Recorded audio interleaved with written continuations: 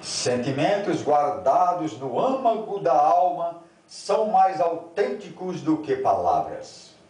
Quão bom é um retorno ao jardim da vida, à alegria da vida. Quando tudo sugere sombras, quando somos incompreendidos em nossas fraquezas, que tal uma aproximação com as rosas? Silentes, belas e tênues, elas nos convidam à reflexão. Sempre a sorrir, oferecem perfume a todos os que delas se aproximam. Que tal imitá-las?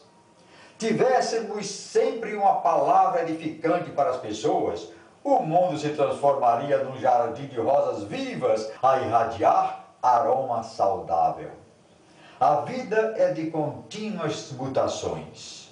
O nosso corpo não é igual ao de ontem.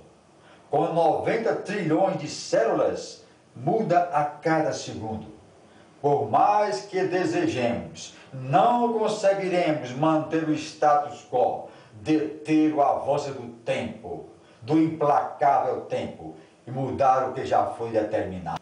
As rosas aproveitam um pouco tempo de vida para sorrir, para perfumar o mundo, para enlevar os corações.